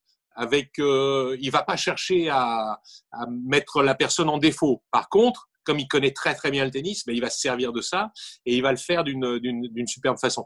Il a sa personnalité à lui, même si, comme il disait au début, il regardait un petit peu ce qui se faisait ailleurs. Moi, je me réinspire de ça. C'est-à-dire qu'on se nourrit en permanence de ce qui se passe. Moi, j'adore ce que fait Jim Courier. Oui, bien sûr. Quels sont tes 2-3 meilleurs souvenirs sportifs? Waouh. Alors, il y en a un en tant que toi, présentateur, speaker. Oui. Ben, il y en a un qui est facile, mais qui est mon sport, le décathlon. Moi, j'ai fait une trentaine de décathlons, et donc c'est vrai que c'est un sport qui n'est pas évident. Et d'avoir vu 2 records du monde à Talence en 92 avec O'Brien, alors qu'on avait pisté O'Brien, j'étais allé chercher en plus de ça. Ça avait mis du temps pour l'avoir. Il était venu donc disputer le meeting de Talence et battre le record du monde en 92. Et Kevin Mayer, que je connais très bien parce que la mère de Kevin était étudiante avec ma sœur au Crêpes d'Aix-en-Provence, donc je le connaissais bien avant qu'il commence à faire des bonnes perfs. Et ça m'a tiré même des larmes. Il y avait beaucoup d'émotions en 92 quand O'Brien bat le record du monde de l'époque de Daley Thompson. Oui, ça avait fait quelque chose. Alors ça, c'était fort. Et puis des moments, oui, il y en a eu, bien sûr, il y en a eu pas mal. Des belles victoires. À chaque fois qu'il y a une victoire, parce que la force du sport, c'est ça, rien n'est écrit à l'avance. Il peut se passer plein de choses. Certains disent il y a que le foot qui met des émotions. Non, tous les sports donnent des émotions énormes. Avoir commenté les jeux d'Atlanta avec les doublés de Marie-Jo et de Michael Johnson ou la victoire de Jean Galfion, oui, ça fait quelque chose de fort. Des moments forts, il y en a eu plein. Oui, quand on voit un petit peu ce que font les gars. Moi, j'adorerais vivre, en tout cas, je l'espère, un jour, la victoire d'un Français à Roland-Garros ou d'une Française, comme l'avait fait Marie Pierce. Et j'ai eu cette chance-là d'être là. Ou encore la place de numéro 1. On n'a pas beaucoup parlé des filles d'Amélie Mauresmo, parce qu'Amélie a eu une carrière extraordinaire. Donc, de voir ces sportifs et ces sportives réussir au plus haut niveau, oui, ça procure quelque chose. Mais l'émotion, des fois, elle est dans un match du premier tour, sur un tournoi. Tu peux l'avoir et tu peux ressentir quelque chose de fort. Et ça te fait ta journée, ça te fait ta semaine, quoi. Donc, c'est ça qui est bien en sport. Est-ce que tu prends des stagiaires Ça m'est arrivé, alors non, tu as raison. Ça m'est arrivé il y a une vingtaine d'années, j'avais eu une mauvaise expérience. J'avais pris 2 jeunes et on les avait formés. Et puis, au bout de 6 mois, il y en a un qui m'a piqué un boulot et qui avait piqué un client et puis un autre. Puis en plus de ça, après, je lui ai dit, écoute, je suis désolé, mais on s'était un peu dit que voilà, il fallait qu'on soit. Moi, je t'empêcherai pas de travailler. Par contre, ce que tu as fait, c'est pas bien. Et malheureusement, il n'a plus jamais retravaillé. Donc voilà, j'avais pas aimé cette expérience-là. Et l'autre, c'était 1 an et demi après. Mais bon, peu importe. Après, je donne des conseils. Là, à l'heure actuelle, il y a une association de speakers et de maîtres de cérémonie dont je suis le président d'honneur. Et il y a des jeunes qui viennent un petit peu demander des conseils. Et j'ai un filleul sur les meetings notamment d'athlètes ou d'autres disciplines, voilà, qui sont en train de travailler. Avec Thierry, je dirais pas que je suis son parrain, mais avec Thierry, on a une relation qui est bonne depuis longtemps. Thierry est quelqu'un de très bien, quelqu'un d'intègre, et donc voilà, travailler avec des gens comme ça me plaît aussi. Donc, moi, tant qu'on travaille en confiance, c'est un métier qui est quand même assez entre guillemets solitaire.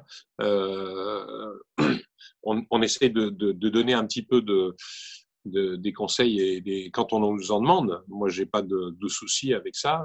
Maintenant, prendre des stagiaires, on m'a demandé plusieurs fois de suivre sur Roland. C'est difficile au niveau des accréditations. Ouais. Et de pouvoir avoir quelqu'un qui vienne travailler. Ça peut se faire ponctuellement, mais ça peut pas se faire sur la durée, quoi. Ouais.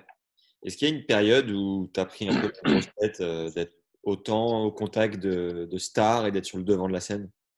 Oui, alors paradoxalement, c'est pas dans le sport. Paradoxalement, c'est quand j'ai commencé à fonctionner, à avoir des rôles au cinéma, et ça a duré un an et demi. Enfin, moi, on s'en rend pas compte, hein. Généralement, on passe plus les portes, mais on s'en rend pas compte. Donc, c'est l'entourage, et c'est pour ça qu'il faut avoir un bon entourage.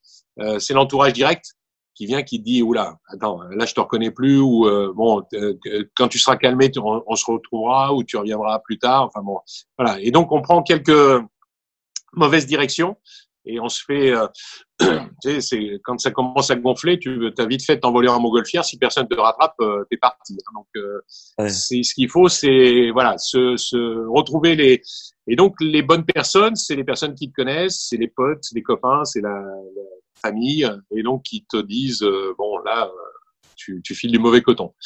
Au début tu écoutes pas, et puis bon tu t'en rends pas compte, et après t'es vite ramené sur terre, parce que tu te prends effectivement deux trois portes dans la figure, ce qui est bien.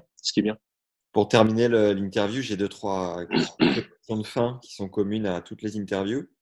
Quel est le plus gros regret, j'aime pas trop ce mot-là, mais la chose que tu aurais aimé accomplir, le temps est passé et finalement on peut pas revenir dessus. Quelque chose qui s'est pas. J'aime pas être dans le regret. J'aime pas trop regretter. Je suis pas là-dessus. Je suis assez optimiste de nature. Mais il y a des choses qui certainement m'ont fait regretter, mais c'est assez rare. C'est vraiment être passé à côté de quelque chose. Il y a le jour où la fédé de rugby change. Moi, j'ai fait 20 ans au Stade de France, tous les matchs de rugby de l'équipe de France. Et le jour où la fédé change, toutes les personnes qui avaient travaillé avec la fédé d'avant ont été débarquées. Et ça fait pareil avec l'animateur, voilà. Donc, du coup, j'ai regretté la façon dont ça avait été fait. Encore une fois, j'étais pas fonctionnaire, donc voilà. Donc ce sont des choses qui sont pas illogiques. C'est juste la manière. Voilà. Donc ça, c'est des regrets. Après, si on devait changer quelque chose, non, je sais pas. Je suis pas trop. Je regarde pas de ce point de vue-là en arrière avec aigreur. J'aime pas les gens. D'abord, j'aime pas les gens aigris. J'ai besoin d'avancer, et donc je pense que si on est trop aigre, on n'avance pas bien, on n'avance pas dans le bon sens. On embrasse d'ailleurs tous tes anciens collègues de la salle des profs quand tu étais enseignant. Je sais pas combien sont encore en vie, j'en sais rien, mais bon, c'était vraiment, moi là ça m'a fait du bien, peut-être de me dire voilà, il faut pas rester là. Donc c'était ça un peu l'idée.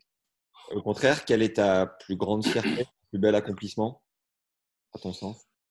Oh, il y a la famille déjà, donc les enfants. Donc ça, c'est la première des choses sur lesquelles on veut voilà mettre un peu l'accent, parce que c'est la vie, puis parce que c'est la suite, et c'est les bonnes choses. Et après, je dirais cette reconnaissance du milieu du sport, que ce soit du milieu olympique ou du milieu des grandes fédérations, des sportifs eux-mêmes qui te le disent. Usain Bolt qui m'invite à sa première. On n'était que 3 Français à venir pour I Am Bolt, la sortie de son film. Donc voilà, c'est des petits moments un peu de reconnaissance comme ça où on aime ça, où les gens quand ils te reconnaissent, qui viennent te voir, qui font le pas pour venir te voir. Mais bon, faut garder les pieds sur terre là-dessus. Je pense que ce qui est important, c'est ce qui va venir, c'est la suite. Quelle est ta définition de la richesse? La richesse, c'est ce que tu as gagné sur le chemin. C'est-à-dire que tout ce que tu as pu rencontrer qui t'ont fait devenir meilleur. Est-ce que toi, tu t'es renouvelé et comment tu t'es renouvelé?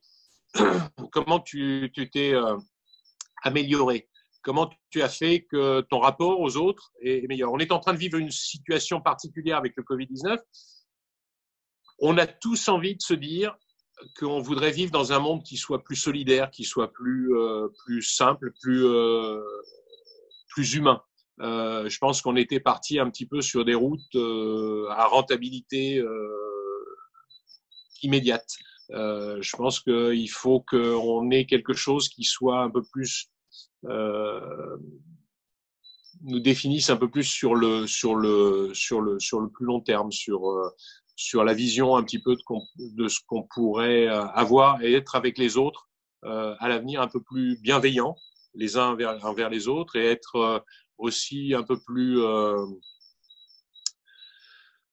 tourné vers ce qui serait bon pour notre planète, et donc pour la suite, pour les jeunes qui vont arriver, qu'on ne soit pas en train de gaspiller toutes les richesses qu'on a. Voilà. Donc ça, tout ce qui a fait qu'on a pu devenir une meilleure personne, pour moi, c'est ça la définition de la richesse. Oui. J'ai un truc subsidiaire qui me vient à l'esprit. Le jour où tu voudras prendre ta retraite, est-ce que tu ferais pas un dîner avec Michael, Rafa, Youssef, Roger autour de la table?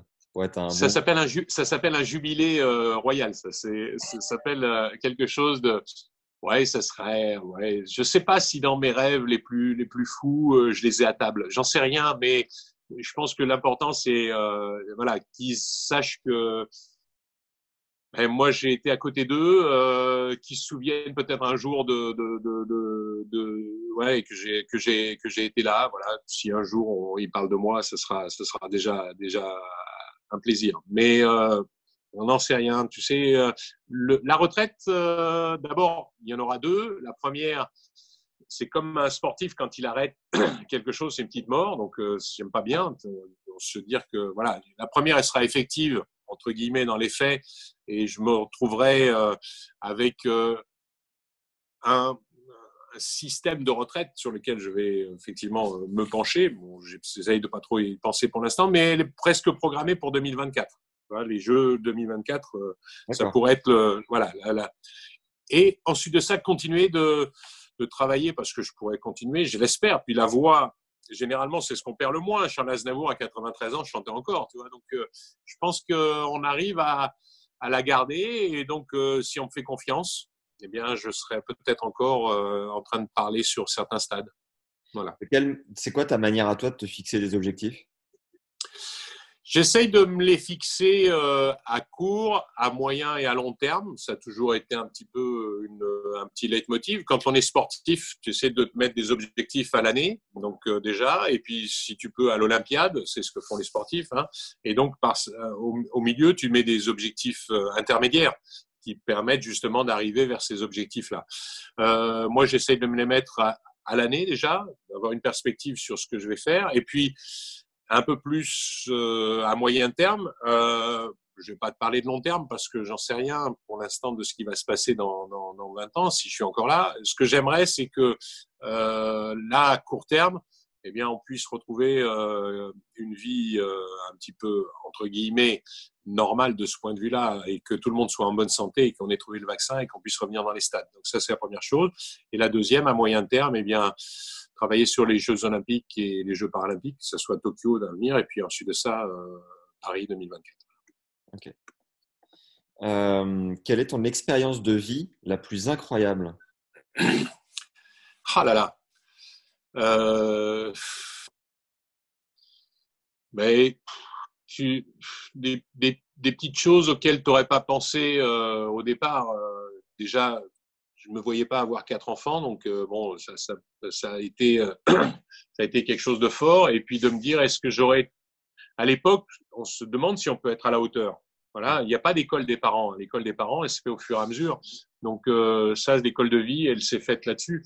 Après, garder mes amis, moi, les potes avec qui je joue au golf souvent, sont des anciens athlètes avec qui je me suis entraîné, donc voilà, qui ont eu aussi une belle carrière. Et donc d'avoir tout ça fait que oui, ça a été fort. Après, il y a des moments particuliers où ben, on rencontre des gens qui vous le rendent. Oui, quand je disais, je suis un privilégié, c'est en ça que je dirais, voilà, les rencontres ont fait que peut-être que ça m'a rendu meilleur, j'en sais rien, mais quelqu'un de plus, voilà, de plus humble par rapport à la vie et de me dire que j'ai ce privilège-là d'être au bon endroit parce que je l'ai choisi.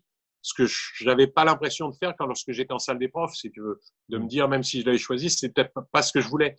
Là, du coup, je me retrouve, oui, en ayant eu plusieurs vies, mais de me dire que celle-ci, elle me plaît bien. Voilà, donc j'aime ça. Oui. Quel est le plat que tu cuisines le mieux et qui pourrait nous servir pendant ce confinement? J'adore la cuisine. J'adore la cuisine. Ça m'a été transmis par mon père. J'adore ça. Je suis les plats simples comme les plats les plus compliqués.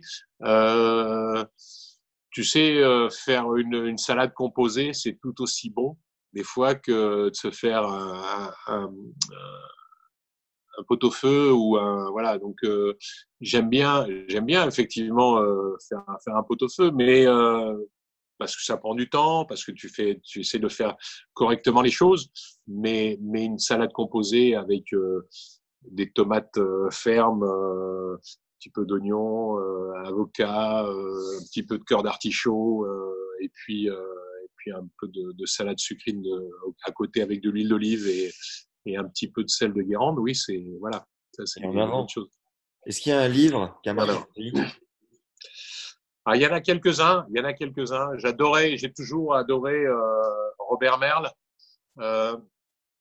En Auvergne, enfin, le Fortune de France, toute la saga qui sont des livres un peu historiques. Ça m'a toujours plu. J'ai toujours aimé l'histoire. J'aime la géopolitique. J'aime lire Pascal Boniface. Je suis assez fan. Sont des choses qui me plaisent parce que l'histoire de l'humanité, parce que l'histoire de l'homme. Moi, je crois beaucoup en l'être humain. Alors, on est trompé parfois parce que effectivement, ce sont eux qui ont créé les guerres. On est notre propre fossoyeur. Parfois, on est notre propre diable. Voilà, il y a des gens bien, des gens moins bien. Mais je pense que l'être humain est normalement foncièrement bon. On est arrivé à peut-être parfois à des moments un petit peu particuliers, mais bon, moi, je fais partie de la génération qui sont nés après-guerre et on l'a pas connu, donc on a eu cette chance-là. Donc voilà, tous ces livres qui expliquent un peu tout ça, oui, me plaisent. Oui, j'aime cette littérature-là. Est-ce que tu as un film référence? En sport, tu sais, quand on posait la question du questionnaire de Proust et que tu disais à un sportif de haut niveau, quel est le film que tu préfères? Dans le questionnaire, il y a ça. Et donc, je me suis aperçu, on a fait des stats, on a regardé, il y a un film qui revient. Et je l'aime beaucoup, ce film, parce qu'effectivement, tu joues ta vie, c'est la vie à la mort. Donc, c'est Gladiator. Gladiator, si tu veux, le gars, il va dans l'arène, il va pour ou mourir ou sortir vainqueur s'il peut. Mais c'est assez rare. Et donc, comme c'est très rare, ça pousse, si tu veux, à l'extrême, vraiment la réflexion du sportif de haut niveau. Et donc, c'est bluffant, mais sur le questionnaire de Proust posé à des sportifs sur les 10 dernières années, c'est Gladiator qui revenait le premier. Donc oui, il y a ce film-là. Maintenant, bon, c'est un truc assez épique, hein, donc c'est pas non plus très intellectuel. Le concert le plus dingue auquel tu as assisté? Ah ben, je me suis fait plaisir. Je les avais vus lorsque j'étais gamin. On est allé voir les Stones à l'Arena à Nanterre avec une de mes filles qui adore la musique et qui joue bien de la guitare électrique, si tu veux. Et donc voilà, c'était un bonheur. Donc d'aller voir Jagger à 72 ans sur scène, et il est en pleine bourre. Donc voilà, tu te dis que ouais, il n'y a pas d'âge pour les bravos. Est-ce que tu pratiques la méditation? Ah, parfois, c'est cyclique, c'est marrant. Hein, il m'arrive parfois de me retrouver seul et dans un endroit un peu bien, souvent en montagne quand je suis dans la nature, en Auvergne, chez moi dans le Cantal. Et donc, ou alors ici ou sur un balcon tout seul. Voilà, mais c'est rare, trop rare. Je veux dire trop rare parce que je suis pas, c'est pas dans ma philosophie de départ et je me suis attelé à faire un petit peu plus. C'est pas inintéressant, c'est pas mal, oui. Quelle a été la plus grosse période de doute de ta vie? Oui, quand il a fallu choisir justement cette vie, soit passer, soit rester comédien, soit euh, passer à autre chose. Oui, là, c'était un peu particulier. Bon, il y en a eu deux ou trois hein, quand même. Il y a ça, il y a le fait d'avoir été père, mais d'avoir voulu. Après, d'avoir, oui, il y a des périodes, il y a eu des périodes, le divorce, enfin des moments un peu ouais, qui t'emmènent un peu bas, quoi. Et Mais quand on va bas, on remonte après. Hein, donc, quels seraient les mots du Marc d'aujourd'hui pour un peu orienter celui qui était en plein doute, en tout cas à la période de l'acteur, pour rester dans le pro? Comment tu le guiderais un peu aujourd'hui grâce à ton expérience? oui, ben c'est ça, c'est trouve quelque chose de positif dans ta situation qui est négative. Essaye de ne pas trop descendre bas, enfin de ne pas trop sombrer, même si parfois effectivement il vaut mieux aussi essayer de toucher un peu le fond pour pouvoir remonter plus fort, plus vite. Mais c'est trouver du positif, oui. Trouver du positif. Ok. Est-ce qu'il y a une citation que tu aimes bien? Non, tu vois, une citation de le Situs Altus Fortus, qui est une citation des sportifs, elle est pas toujours convenable.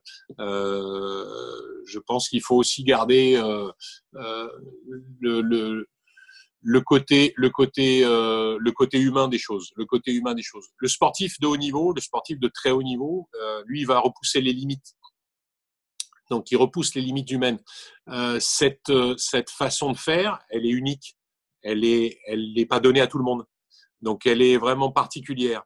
Pour le faire, il faut à la fois du talent, souvent du travail et peut-être aussi de la chance. Donc, voilà, c'est ce genre de choses qu'on pourrait dire. Et nous, à un degré différent, je pense que ce qu'il faut, c'est rester humain et rester bienveillant envers les uns et les autres. Oui. Tu peux me traduire juste le latin que tu as cité parce que je ne la connais pas. Situs altus fortus, plus loin, plus haut, plus fort. Donc voilà, c'est la devise de Coubertin, c'était les jeux quoi. Donc lorsque il a remis ça en place, c'était ce qui avait été oui fait avant et qui donc il voulait que ça puisse se prolonger. Voilà. Ouais, il était ambivalent, l'ami Coubertin, parce qu'il avait aussi l'important, c'est de participer, moins. Alors l'important c'est de participer, c'est sorti du contexte. C'est pas lui au départ, ça a été fait par l'un de ses collaborateurs et effectivement repris par certains en disant que c'est la part de Coubertin.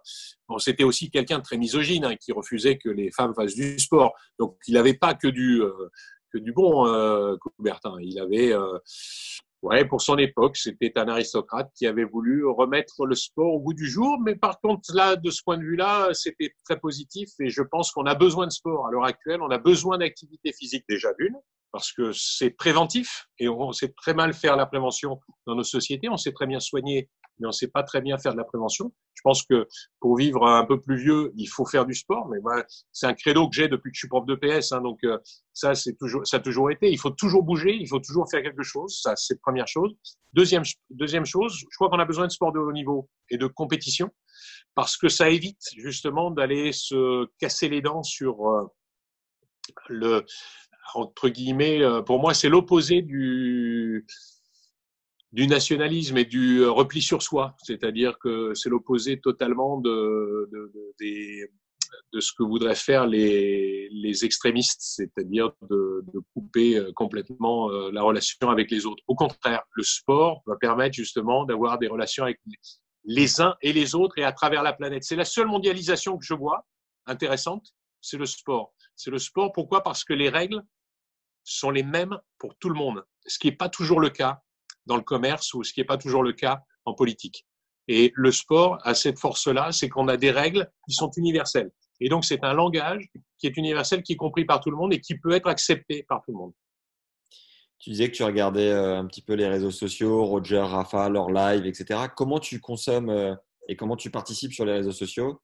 Question subsidiaire, que penses-tu de Tennis Légende quand tu vois un post passer? Voilà. Je regarde beaucoup de choses. J'adore. Moi, ce qui m'intéresse, c'est quand dans le message qui est passé sur les réseaux, d'abord, il faut qu'il soit intelligent, il faut pas qu'il soit agressif, faut que ça soit. Ce que je ne supporte pas sur les réseaux sociaux, c'est qu'on a laissé rentrer des personnes aux personnalités troubles et certainement mal dans leur vie, mal dans leur tête, et donc qui disent tout et n'importe quoi et qui utilisent ça en se cachant sous des pseudos et qui sont d'une agressivité maladive et très malsaine. Voilà, donc ça, une fois qu'on a enterré ça, ben, effectivement, il y a quand même un côté où on est au courant de ce que font les autres, on voit un petit peu ce qui se passe, ils peuvent même aussi communiquer. La preuve, c'est que les grands champions sont suivis par pas mal de monde. Il n'y a pas besoin d'être en communication avec eux systématiquement, mais on peut voir un petit peu ce qu'ils font. C'est intéressant. Et puis, Tennis Légende, vous avez un avantage, c'est que vous connaissez bien justement ce milieu-là. Et donc, généralement, les réflexions que vous faites sur tel ou tel événement ou tel moment clé de l'histoire du tennis, parce que je pense que c'est aussi extrêmement important de transmettre justement cette histoire. Et cette histoire-là, elle est pour moi primordiale. Voilà, donc si vous êtes là, c'est aussi pour ça. Et donc, c'est un grand merci par rapport à ça. Je pense que vous faites partie de ceux qui vont transmettre cette histoire. Et quand tu vois un live entre Wawrinka et Benoît qui s'envoient des culs secs, t'en penses quoi?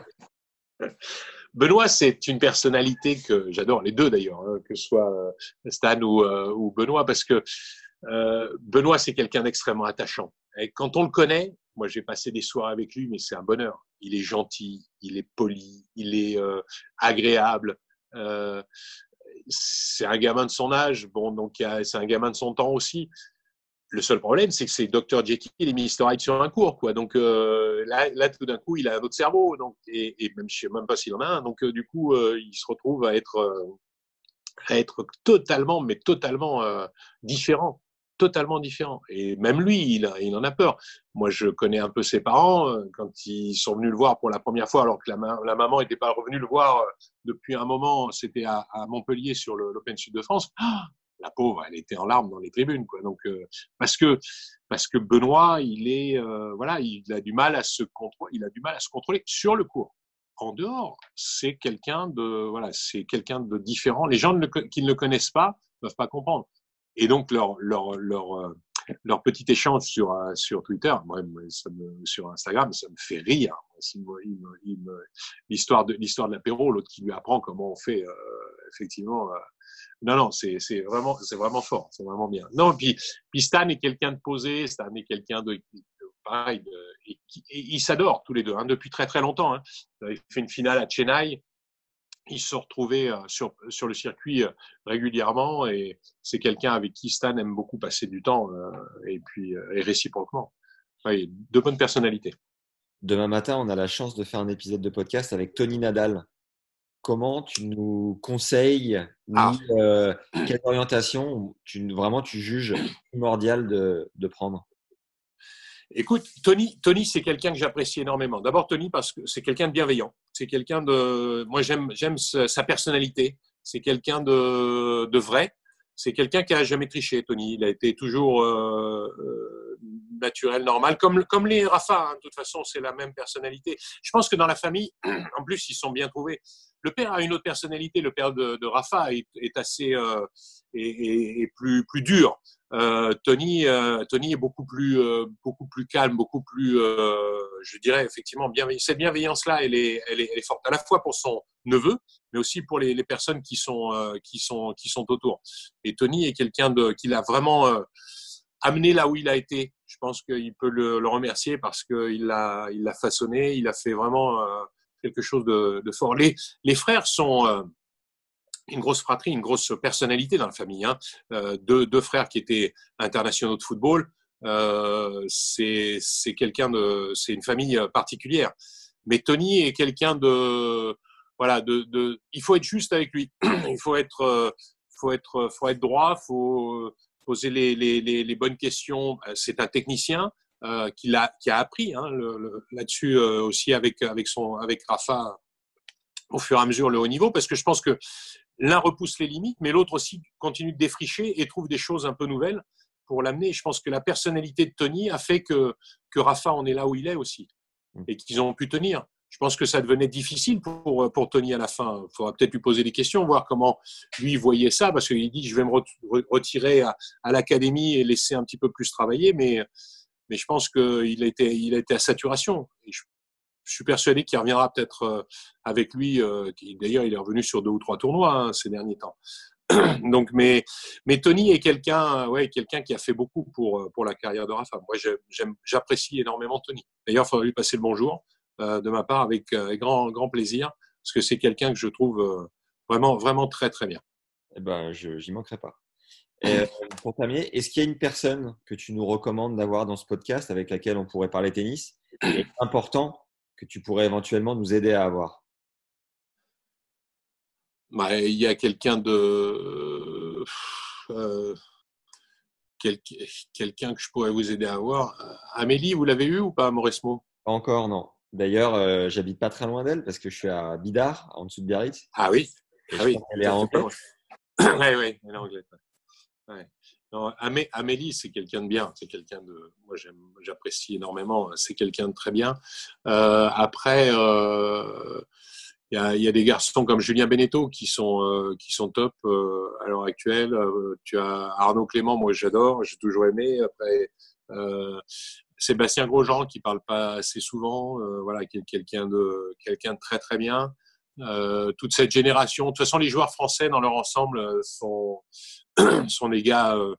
Il y a très peu de choses mauvaises à dire. Anjo, Wilfried Tsonga est quelqu'un d'agréable. C'est un mec intelligent, donc voilà, il y a cette force-là. Il faut que vous les ayez. Il faut que vous ayez voilà ces gens-là. Maintenant, s'il y a besoin de faire un lien, il n'y a pas de problème. Génial. Arnaud, on fait un épisode lundi. Joe, on est en contact avec son agent. Ça devrait se faire là dans la semaine prochaine. Mais si éventuellement tu peux nous mettre en contact avec Amélie et Seb, ça serait génial. Ouais. Bien sûr. Non, avec grand plaisir. Ouais, non, tout à fait. Amélie, c'est quelqu'un je trouve très bien. Génial. C'est quelqu'un de très bien. Amélie, par contre, si tu veux poser les bonnes questions, parle-lui du vin. Donc, mais par contre, il faut que tu te renseignes avant. Hein, donc, Mika viendra aussi. Mika, oui, alors Mika, je suis avec lui souvent en ce moment. Ouais. Il est chez lui à Bordeaux là, et je suis pas mal avec lui. Ouais. C'est aussi quelqu'un de très bien. Voilà. J'ai fait un épisode avec Steve Darcis qui m'a gentiment mis en contact avec Mika. Et on devrait parler vin aussi, justement. Mais très bien. Ouais, non, mais Mika, Amélie, vin, vous faites un triptyque, là, c'est parfait. Là. Donc, là-dessus, ouais. Non, ils sont très bien. Voilà. Et puis les organisateurs, hein, Kojol ou. Ah oui, Kojol, j'aimerais beaucoup l'avoir. Et un gars comme Julien Bouter aussi. J'adorerais faire un épisode avec Julien. Pareil, même chose. Un grand merci, Marc, d'avoir pris le temps, d'avoir joué le jeu. Et pour terminer, quel est le plus dingue qu'on puisse te souhaiter? Le truc le plus dingue qu'on puisse te souhaiter?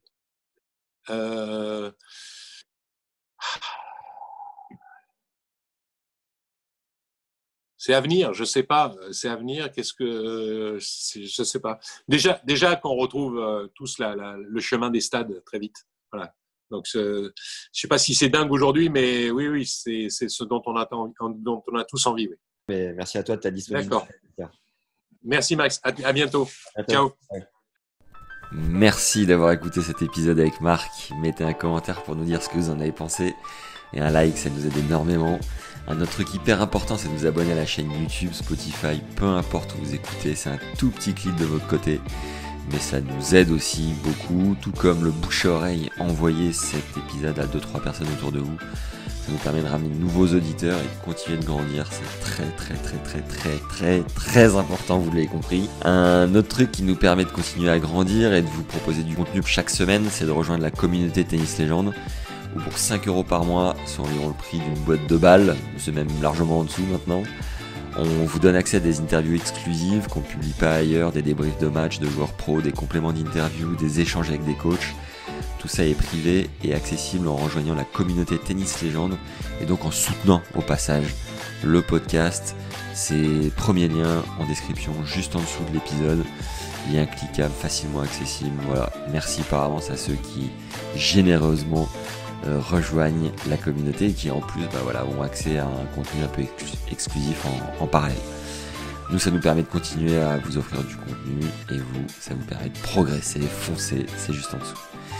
Si vous avez des idées, n'hésitez pas à me les envoyer à max@tennislegende.fr ou alors sur LinkedIn, voire sur Insta, Max Zamora, ZAMORA. Je réponds à tout le monde. Et enfin, sachez que j'ai créé un nouveau podcast avec une pote qui s'appelle Alexia. Il s'appelle Coup de cœur. On reçoit des gens qui viennent nous raconter des histoires d'amour. Vous commencez à me connaître, j'adore les histoires humaines, les rencontres. Et apprendre à travers tout ça, c'est aussi sur Spotify ou Apple Podcasts. Foncez. J'espère sincèrement que l'épisode de la semaine vous a régalé. Et je vous souhaite de prendre beaucoup de plaisir sur et en dehors du cours. Prenez soin de vous et à très vite. Ciao.